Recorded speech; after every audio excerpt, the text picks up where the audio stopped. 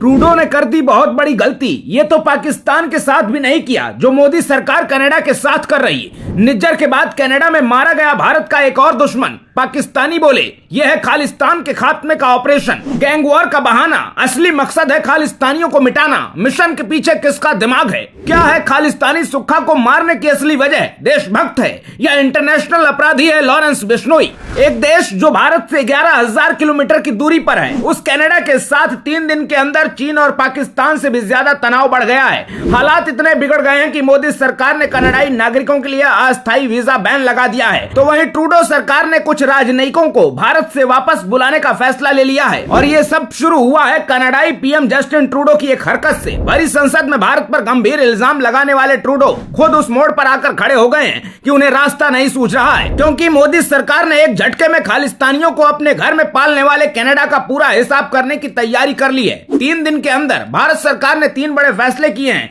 सबसे पहले कनाडा के राजदूत को वापस भेजा, फिर कनाडा यात्रा और वहां मौजूद भारतीयों के लिए सतर्क रहने की एडवाइजरी जारी की, और फिर सबसे बड़ा फैसला ले लिया कि कनाडाई नागरिकों को भारत का वीजा नहीं दिया जाएगा। अब मोदी सरकार के ताबड़तोड़ एक्शन से कनाडा के ट्रूडो बैकफुट पर हैं और जो बाइडेन से लेकर ऋषि सुनक तक सबको साथ लेने की कोशिश कर रहे हैं, लेकिन कोई भी खालिस्तान प्रेम पर उनका खुलकर साथ देने को तैयार नहीं है। इतना ही नहीं, भारत से पंगा लेकर वो घर में भी बुरी तरह घिर गए हैं। कनाडा के विपक्षी नेता पॉल वियर ने उनसे आरोपों के सबूत मांगे हैं। इस उठापटक के बीच एक और खालिस्तानी आतंकी सुखदूल सिंह की हत्या ने ट्रूडो की मुश्किल और बढ़ा दी है। सुखदूल सुक्खा पंजाब के मोगा में पहले डीसी ऑफिस में काम करता था। बाद में सुक्खा अपराध की दुनिया में उतरा और लूट डकैती के साथ रंगदारी वसूलने लगा। मोगा में सुक्खा के खिलाफ 18 आपराधिक मामले दर्ज हैं। 2017 में जाली दस्तावेजों की मदद से कनाडा भाग गया था। कनाडा जाने के बाद भी भारत में नेटवर्क बढ़ाता रहा और रंगदारी वसूलता रहा। कनाडा में खालिस्तानी आतंकी अर्शदुल्ला के संपर्क में आया, उसके आयोजनों में जाने लगा, खालिस्तानी मूवमेंट के लिए अपने गैंग के जरिए फंड भी जुटाने लगा।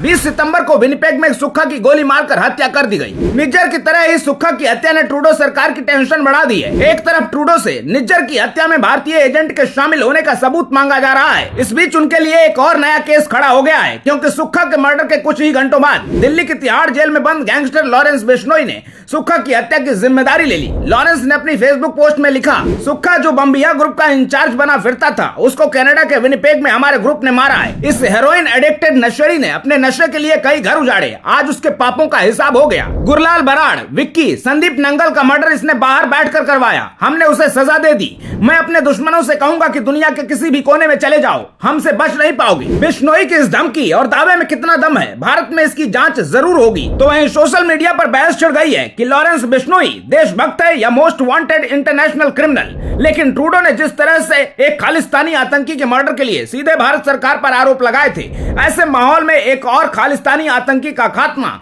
ट्रूडो के लिए सिलेबस से बाहर का सवाल बन गया है। तो वहीं मोदी सरकार अंतर्राष्ट्रीय मोर्चे पर हर तरीके से जवाब देने को तैयार है और आक्रामक रणनीति के साथ आर पार के मूड में है। पीएम मोदी, विदेश मंत्री एस जयशंकर, गृह मंत्री अमित शाह, एनएसए अजित डोभाल लगातार मीटिंग्स कर रहे हैं और हर हलचल पर पीएमओ में ब्रीफिंग हो रही है। इस पूरे कनाडा एपिसोड और भारत सरकार के जवाबी एक्शन पर आपकी क्या राय है? कमेंट बॉक्स में जरूर बताइएगा। देश के लिए जरूरी खबर का हर पहलू समझने के लिए एबीसी भारत को फॉलो करना बिल्कुल ना भूलिएगा। आते रहिए। जय हिंद।